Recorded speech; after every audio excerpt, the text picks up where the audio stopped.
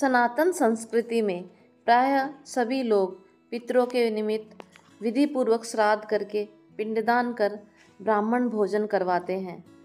सप्तमी तिथि को नरसिंह जी के भ्राता वंशीधर ने पिता का श्राद्ध करने का निर्णय किया और अपने अनुज नरसिंह को भी सपरिवार निमंत्रित किया और कहा कि अपनी पत्नी को घर के काम में हाथ बटाने के लिए आज ही भेज देना। तुम भी एक दिन बैरागियों के साथ अखाड़े में मत जाना और घर आ जाना। नरसिंह जी ने विनम्रता पूर्वक अपने भाई से कहा, साधु संत तो मुझे प्राणों से भी अधिक प्रिय है, अतः मैं तो साधुओं की सेवा करके ही आऊंगा।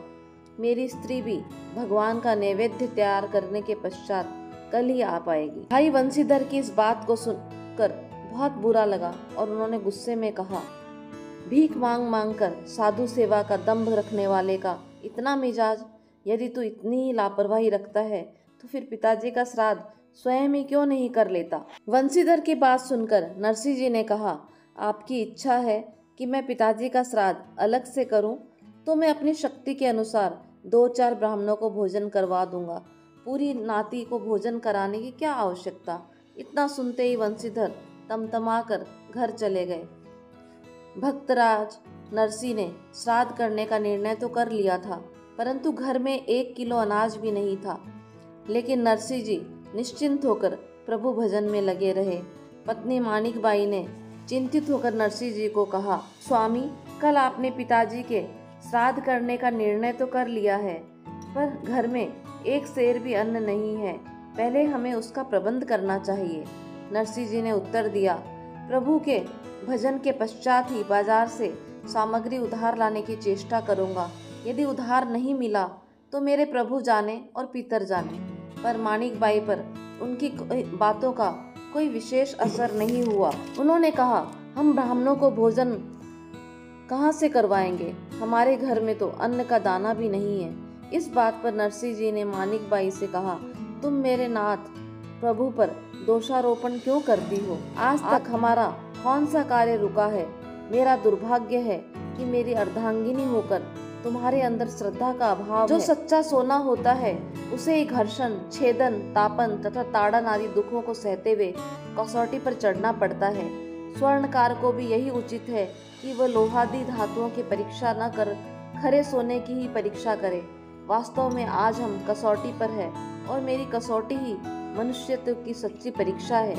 मेरा दृढ़ विश्वास है कि उस परम पिता के दरबार में कभी भूल कर भी अन्याय नहीं होगा। नरसिंह जी की बातों से माणिकबाई का संदेह जाता रहा।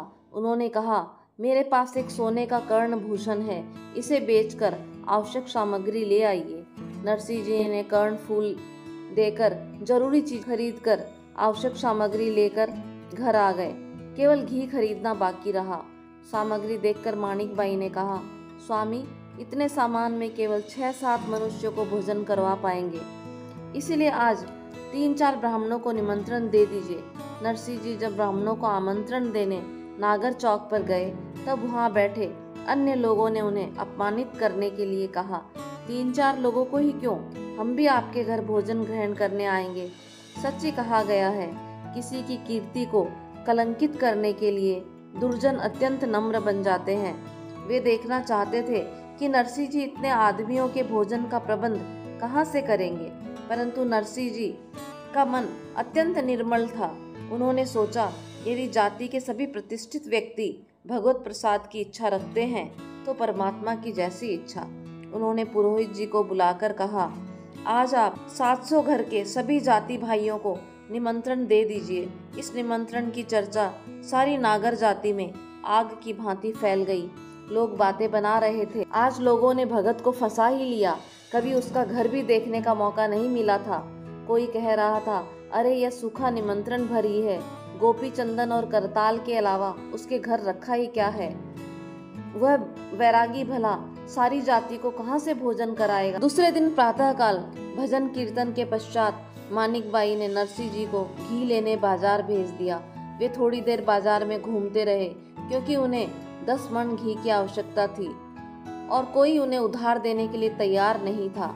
एक भक्त व्यापारी ने उनको प्रणाम करते हुए कहा कि आपको जितने घी की आवश्यकता हो यहाँ से ले जाइए, केवल इसके बदले में मुझे 2-4 भजन सुना दीजिए।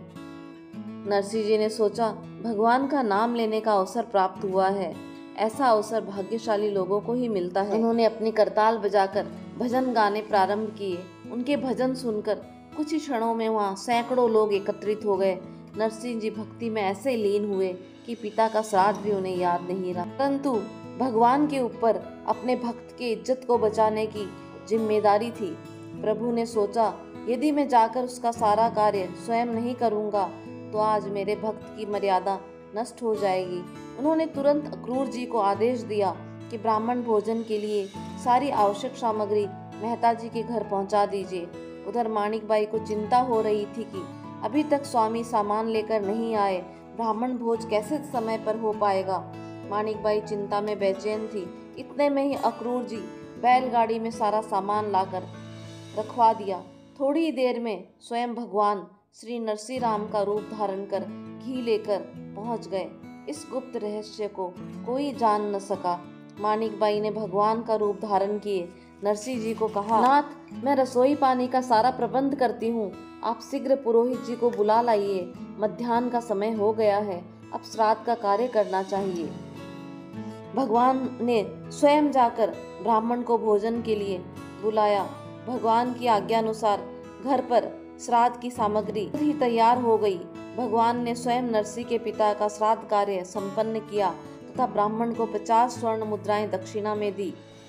नागर वेशधारी भगवान के अनुचरों ने समस्त नागर जाति को बुलाकर अत्यंत प्रेम और आदर के साथ भोजन करवाया। सभी अत्यंत संतुष्ट हुए और संध्या समय तक भक्तराज नरसिंह का सारा कार्य समाप्त कर अपने अनुचरों के साथ भगवान अंतर्ध्यान हो गए। श्राद्ध कार्य समाप्त होने के पश्चात जब माणिकबाई प्रसाद ग्रहण करने बैठी तो उन्होंने देखा भक्तराज नरसिंह हाथ में घृत का पात्र लेकर घर में आ रहे हैं और अत्यंत देर हो जाने और श्राद्ध न करने के कारण वे मन ही मन संकुचित हो रहे थे। उन्हें देखते ही आश्चर्यचकित होकर माणिकबाई ने पूछा, स्वामी, ब्राह्मण भोजन के पश्चात आप ये और क्या लेकर आ रहे हैं? नरसिंह जी को उनकी बातों से बहुत आश्चर्य हुआ और उन्होंने पूछा, ब्राह्मण भोजन और श्राद्ध कार्य हो गया?